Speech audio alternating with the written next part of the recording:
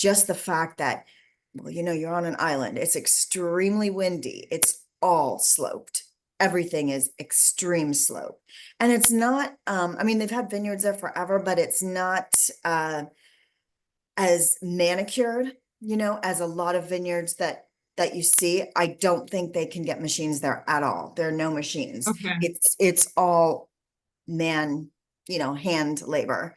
And so here in the States, we have mountainous vineyards. We have vineyards on mountains, and that, some places on those mountains, you have to take in the baskets and actually, like pick the grapes by hand and all that. And hand harvesting is kind of a sign of a very high-end wine anyway, Yeah. because it's Yeah. like Yeah. a lot It's of so really good expensive. care. Yeah. Yeah. But in these cases, it's a necessity because there's no way you get a machine to go. Usually it's the slope that the machines can't go on. Oftentimes it's just that it's really rough. They have both of them in Giglio. So they've got this really rough, as I told you before, this one vineyard we had to hike down to and from a road. And it took at least half an hour to get there. And it was really rocky. It wasn't really a trail. It was footpath, I would say, but there's no way.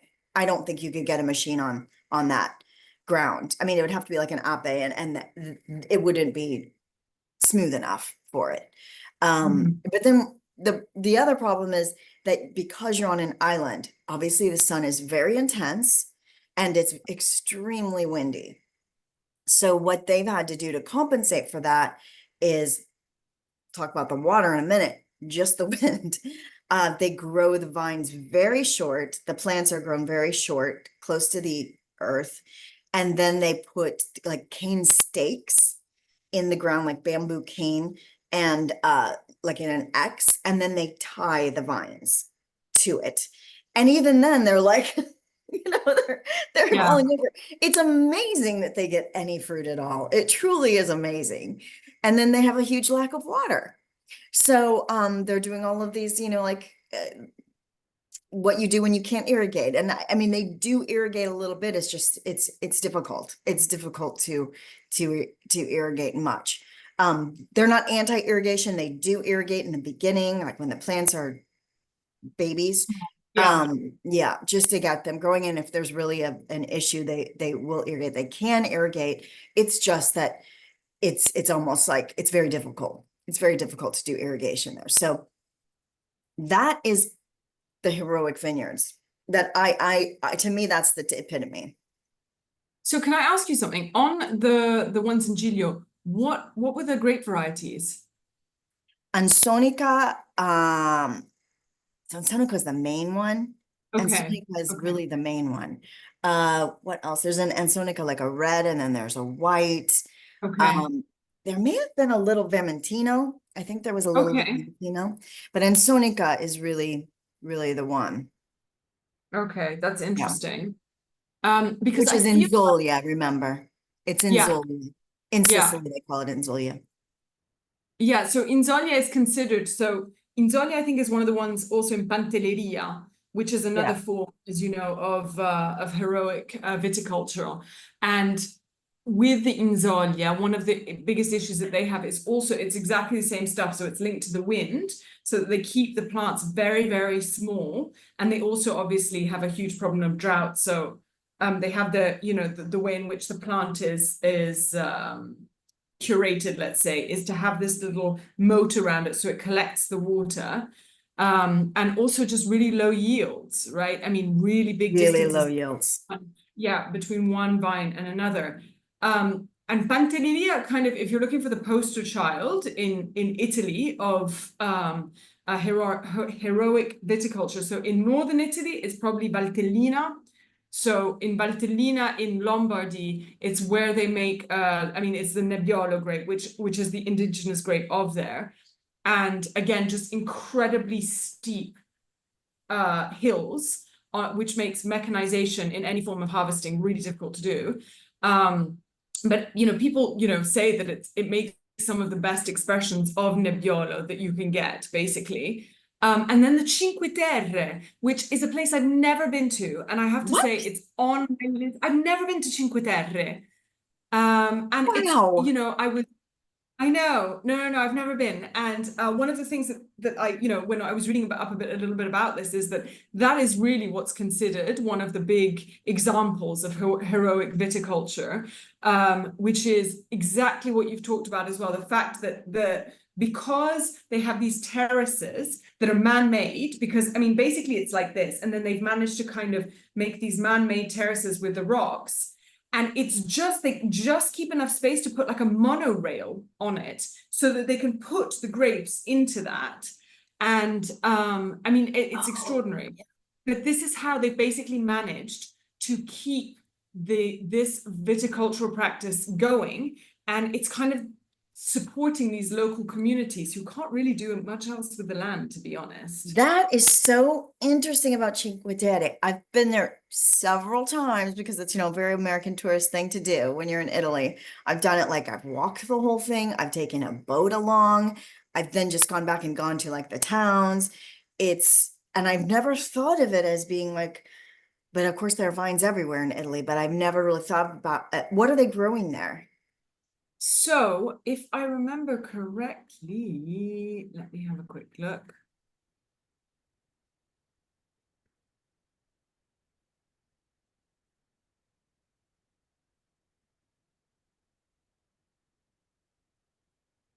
Oh no, you know what? I said they don't have it down here.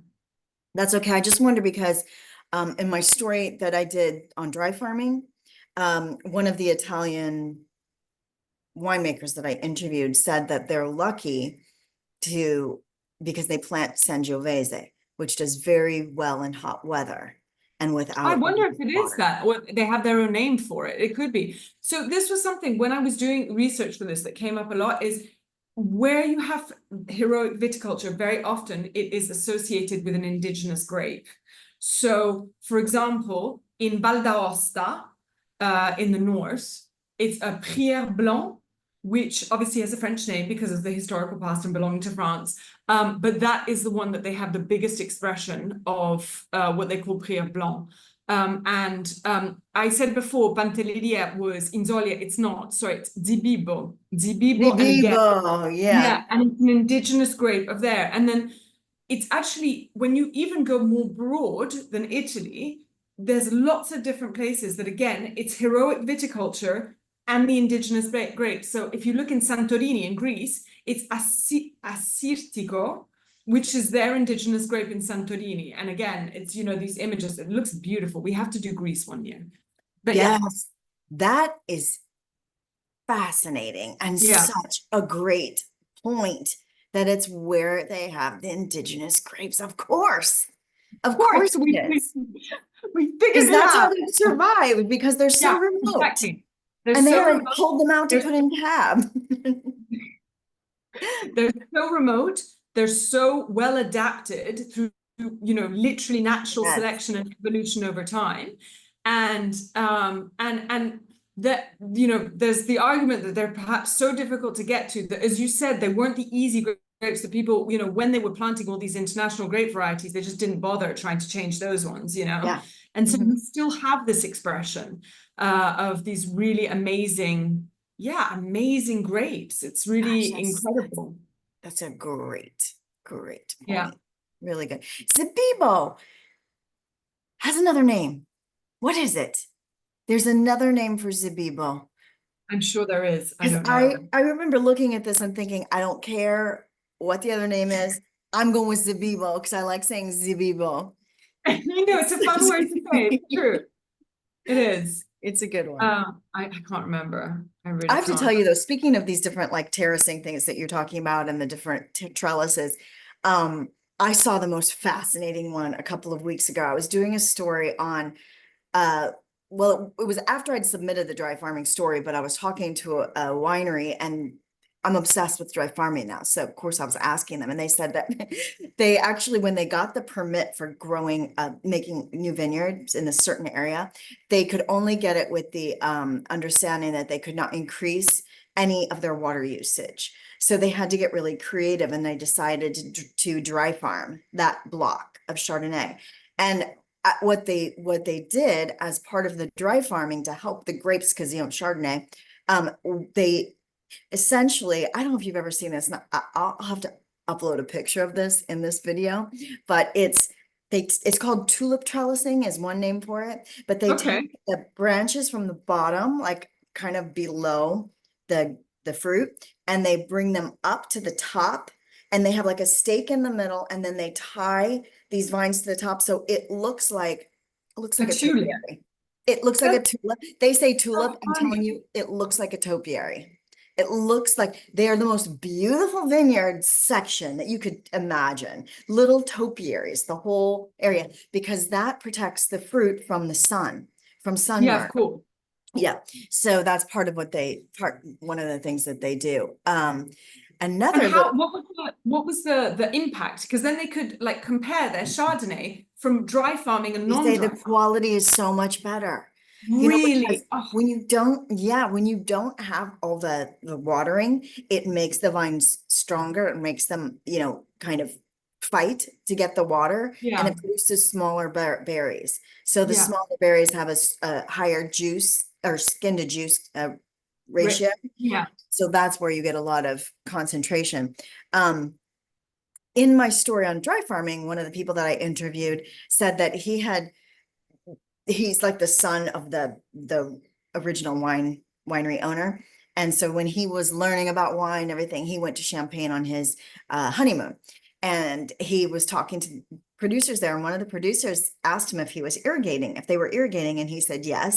And I said, well, then you might as well just put potted plants in your vineyard, because that's as close as you're ever going to get to terroir. Really? That is what he said. That was my final line in the story.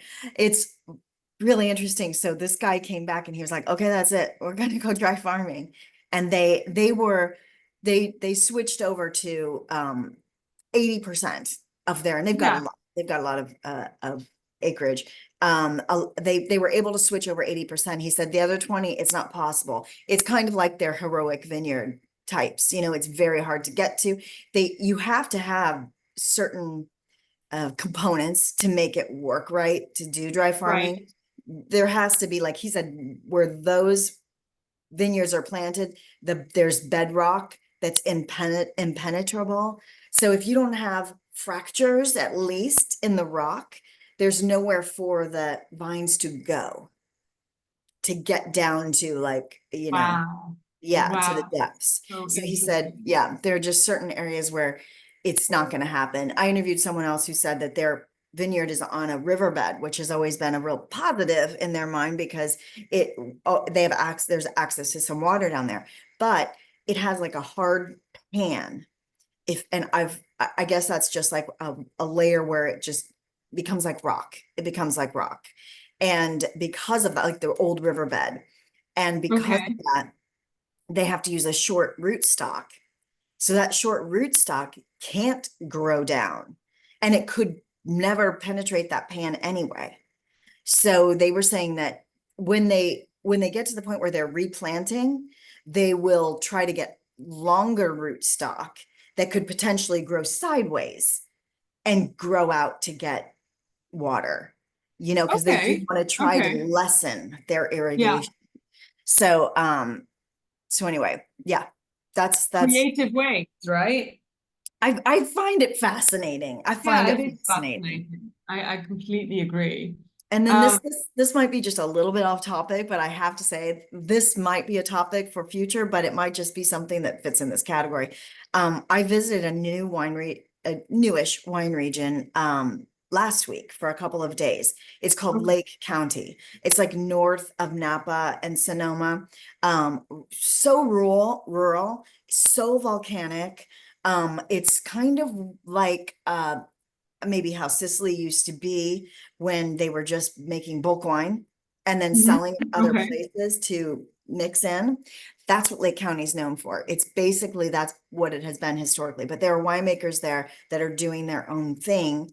And and making wine that there was one that I thought was amazing, like really amazing. Really? What was it? Yes. It's called Shannon. Shannon Family of Shannon? Wines. Like, yeah, if you like look, you probably wouldn't even find it. I didn't have any expectations at all, but he started with their sparkling and then went to like they had a Chenin Blanc, they had a I'm sure they had a Sauv Blanc, there was something else, but everyone was like so aromatic, floral, like a lot of mineral, but like complex and but delicate. It's really hard to explain, but I was talking to the guy and he's from Argentina, their winemaker. They hired him from there and he's super nice. We were just having this chat and I'm going, I could cry. These are so amazing. These are so, I didn't like the reds as much, but I said Yeah. these are so amazing. And we were just chatting. And as I'm drinking, I said, you know what this reminds me of? I don't know if have you ever heard of this wine Gallery? It's like they make it in Knights Valley, blah, blah, blah. And he was like, yeah, Gallery. He said, and I said, yeah, it's Laura. He goes, Laura, this winemaker. He said, she's my friend, Laura. And I said, Oh, oh, no way. she's from Spain. And he said, he goes, yeah, I worked with her. I worked with her for when I first moved here and she trained me. And I'm like, No that's what your wines way. remind me of. I was like, That's funny. wow, I have a palate. You do. That is That was pretty my reaction strong. to it. I was just like, wow. But he was thrilled because she is really, really well regarded, really well regarded. She's made really excellent. Remember the Cardinal that you went to, the winery in Yes. Napa? So Chris Carpenter is the main rock star, superstar winemaker there. That's like in the, Bordeaux Wine Museum, But she was working, training under him. And she was making a Okay. wine there, just their white wine. And from that, she got an offshoot to her own brand called Gallery. And it's just a lineup of these wines, 5 wines, but they were always amazing. They were always my favorite, not the most expensive. And, again, people were like, why do you want those when you can get these $150 bottles of wine? Why are you getting like 50? Because, you can Yeah. get wines. And I'm like, because I love them. I love them. To me, they're just amazing. So anyway, So great. but the point is that Shannon is doing this type of farming that is really innovative. It's called Ovis. Have you ever heard of it? No, I haven't. They use sheep for everything. They have They flock deep. sheep. They have apparently Ovis is the Latin word for sheep. I haven't checked that out, but I think that's what he Sure. said. But it's and then they have some wines that are named Ovis too. But basically they have a flock of sheep, like I don't know how many herds, whatever they call them. And they go through the vineyards. They basically just like clean everything. They eat the grass, they eat the, suckers, like the shoots that are at the bottom that they have to pull off otherwise. They go through, And they they eat don't all of that. damage the vine. And they don't eat the grapes. They don't eat grapes. So they just go through and they clean it all. Then, of course, their waste is used for mulch and for Yeah. fertilizer.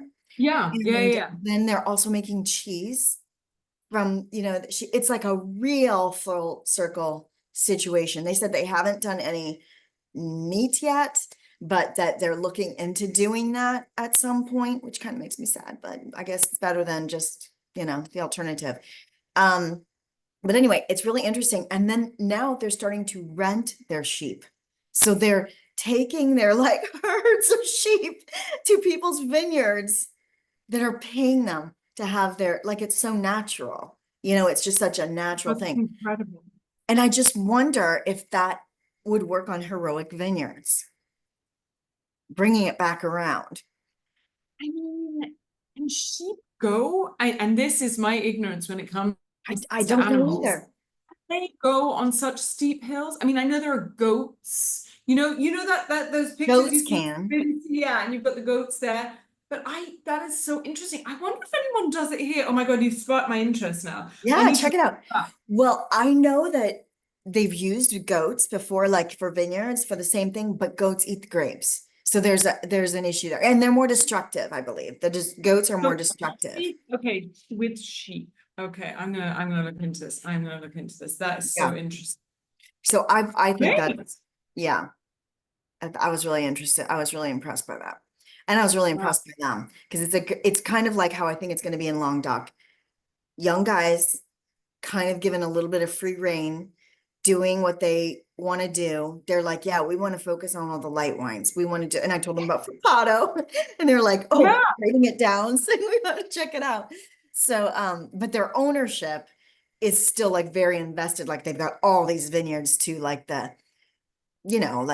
cabs and the Cab Franc and Merlot, all of those that they can sell, so they're selling a lot of their fruit still, but they're building this label at the same time. So anyway, Great. That's so good for them. yeah, Um, I was just actually thinking, you remind me of it when you said volcanic. So the other Sicilian of heroic viticulture we didn't talk about is obviously Caricante and Catarato on Etna. And the yeah. reason it kind of came to my mind as well is because Campania, which obviously has the Vesuvius, also has an indigenous grape and also has his heroic viticulture. And theirs is called, it's a very, very interesting red, and it is called, Palernia? No. no, Piedirosso. It's a native grape and What it's is it? from Campania. Piedirosso. Oh So yeah, it's, piedi, yeah, like feet. yeah, piedi is in like foot. Piedirosso, and Feet. it's on the steep, yeah, feet of the steep slopes of sort of Mount Vesuvius. And yeah, it's got this really like distinctive kind of profile and variety. Really, obviously, you can imagine like vibrant acidity, but like with a kind of floral aroma and yeah, strong minerality. But it really, the story of it really reminds me of Carrigante and also, of course, God, the name escapes me, the red on Etna. Nella Mascalese and Nerello Capuccio. Mascalese. Exactly, exactly. All these indigenous grapes. Ah, This is this this is the story that it's indigenous fruit these are the hero that make up. I'm going to say most here in Napa. The first one that I ever knew that I was writing about when I first moved here was this uh on Mount Veeder. It's obviously a mountain, and it's this brand called Mount Brave. And their whole thing was that it had to be all hand harvested because it's on a slope. But I've been there; it's nothing like Giglio. I mean, yeah. it is a slope, but it's not like. I mean, I'm sure there are areas where they have to hand harvest, but yeah, I've yet to see something really in the States that would be equivalent to Yeah, I something would like wonder that. actually. I would be really curious about that. I mean, I Yeah. know in different parts of Europe there are. So in Spain, in the Douro region, there is for sure. As we said before, Greece, Santorini, Portugal, certain areas of Portugal, they have it as well. Actually, also around the Porto region where they make the port wine. A lot of it is what they call heroic viticulture. But yeah, it's a really interesting kind of concept. I wonder, so I'm just thinking New World, where would they be doing it? That I don't know. I mean, we do have like, I mean, this is Because probably the most clearly a mountain. lot is at altitude, but I don't know how hard it is. You know what I Yeah. mean? Yeah, I don't know. I'll have to do some research on this because it could be, right now it was not something that was big in the past, but in the last like 10, 20 years, we have a lot of vineyards on the coast. And I Yeah, don't know if I don't think we went to the coast when you were here, but it's a rugged coast. It's kind of like Scotland. So yeah, if there are vineyards in that area potentially, but it's also so much of it is blocked off for, like nature preserve. So yeah, there's not yeah. a lot of development out there either. So I think that I would be skeptical that there would be vineyards that would be in any kind and really indigenous. It's maybe that's why. Yeah, maybe. Maybe And that's it why. kind of makes sense because it's like it's linked with this historical traditional uh Yeah. heritage. It's something that has gone through time. And if obviously New World, you won't have that, right? Yeah, You've exactly. only had wine there for a certain amount of time compared to, even thousands of years. So like, I think it's a different concept. It's The just, yeah, best you could do here is like the missionaries, the missionaries who brought like yeah. vines from South America, potentially could be, but they wouldn't be up this far. Anything about that? No? Like the missionaries and that kind of So like, that's a big thing in the wine culture here. But actually, I really haven't looked into it that much, and maybe I should. But there are missions all over California, like old mission houses where like yeah, it's kind of like the monasteries and the monks in Europe. okay, But they like, San Francisco, Santa Barbara, all these yeah, of course. places were missions, kind of like mission outlets. And a lot of them they were bringing fruit and growing and planting vineyards. So that's kind of like the origins of our California stuff. Now, as far as what they were planting, I don't know if that's like European varietals that were then brought over to South Yeah, America and then came up. I know in Napa and Sonoma, a lot of it now is European immigration that brought, a lot of yeah, yeah, those yeah, absolutely, varieties. absolutely. But it started with like just a real basic red. I'm not even sure what it is. I should know this, but I couldn't tell you. I know that they brought it from the South. They brought that from the South, for mass, for religious Yeah, yeah, yeah, purposes. absolutely, Yeah, absolutely. that's an interesting story. I've never really I thought know. of it as a The story. future, we have to look at this. We have to There are look in. so many stories out there. I mean, Yeah. every day now, I'm just like, there's a new thing. It's so interesting. I went to a dinner on Saturday for a wine that got 100 points. So they had Oh, like this big, wow. yeah, they had this big like dinner. And I mean, there's just like every day is another story. Every day is another story. I just submitted a story on outstanding wine pairings, like places that are doing great wine pairings, restaurants and wineries in like California wine country, which needed to be like 500 words and I went over 1,000 because as I started going, I was just like, oh yeah, I've got to put them in. I've got to put this in. So it's just like, it's That's endless. so cool. Will you send it to me? Yeah, yeah. I'll send it to you. Great. Um, it's all going to be well, that one's going to be in Haute Living. Did you see did I send you the decanter story? I think I did. Yes, you did. I read it. It was excellent. Your one on dry farming was excellent. Yeah, that one I Really. put a lot of love into that. It Yeah, was but interesting. it really paid off. It was a really interesting story. And You he managed called to me. Go ahead. no, no, no, and you really managed to kind of capture the sort of something that could kind of come across as quite boring, and you made it really Yes, interesting I and know. anecdotal.